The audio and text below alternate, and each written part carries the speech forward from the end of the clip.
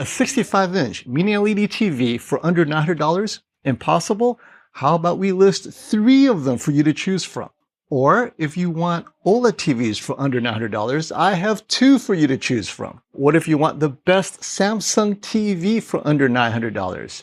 Mini LED TVs are awesome because they elevate the performance of LCD TVs with better efficiency, better brightness, better contrast, better blooming control. Overall, simply a better TV. But they are expensive until now.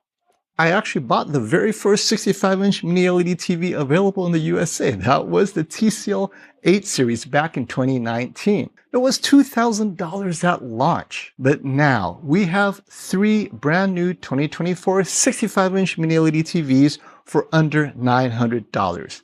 Let's get into it.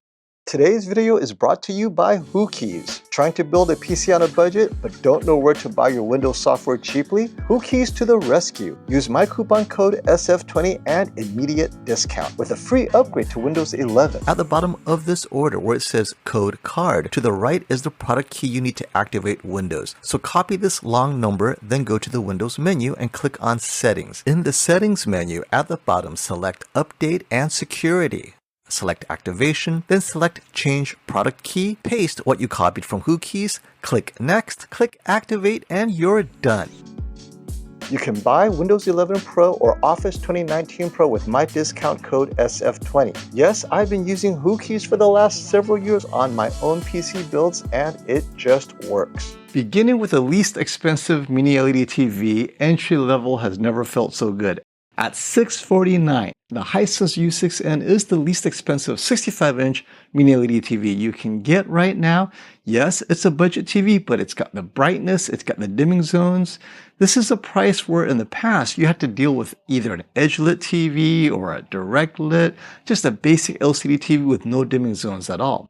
Now, you got dimming zones in spades plus a mini LED. Definitely, image quality at this price has never been so good.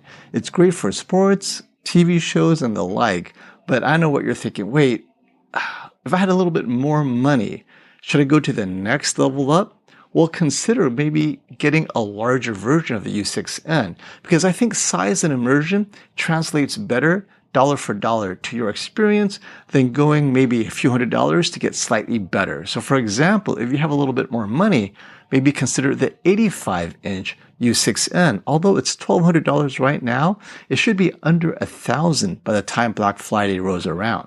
And if you're really on a budget and you're okay with going slightly smaller, the 55-inch U6N is only $499, but you want a little bit better image quality. How about the TCL QM7 for $699? It's $50 more, and I loved the Q7 last year.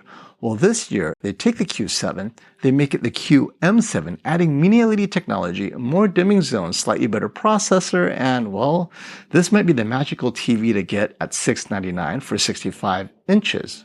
But if you want slightly better gaming, 144 Hz capable, the Hisense U7N is $799, and the U7N shares the same Highview Engine Pro processor as the very well-reviewed, the one that I did recently, the Hisense U8N, right? Same processor as the U7N, except the U7N doesn't have as many dimming zones, and its dimming control is not quite as good, but it is better for movies than the U6N. It'll have better tone mapping, better contrast, better shadow detail. It's the little subtle things, right? But what if you want a mainstream recognizable brand like Samsung? Is there a Samsung flagship mini LED TV for under $900? Yes, there is. The 55-inch QN90C. Yes, it is a 2023 model, but guess what? It is better than this year's QN90D, and I'll tell you why. Last year, it had the ADS Pro panel, giving it a wider viewing angle, better color saturation off angle. This year, they changed it to a VA panel, right? Due to disputes with BOE, they went VA. They didn't source their ADS Pro from BOE, but that's good for you because as a 2023 model, prices have dropped. It is now $99, $99.99, just barely under $900 for a 55-inch size. Highly recommended. I liked it a lot last year, and I love that it has Tizen. It's a bit snappier than Google TV. So if you want that Samsung name and a Samsung image quality with Tizen at a flagship level, this is the one for you. But keep in mind, if Dolby Vision is important to you, you may have to consider the Hisense U7N or QM7. But on the other hand, it may not have Dolby Vision, but it likely has better gaming performance. The Q90C gaming was very good last year, and it continues to be very relevant this year. So if gaming is important to you, the Samsung 55-inch Q90C may be the one to get. Now you're saying, okay, what about OLED? I mean, you're hearing it has better image quality, better contrast, definitely wider viewing angle. The first one I want to introduce you to is the LG B4 48 inches. And guess what? It's only $799. It is the perfect TV for a kitchen, right? You want a smaller TV for the kitchen. You're all over the place. You want the great viewing angle no matter where you are in the kitchen or the dining room, and you want to see it from a far off angle.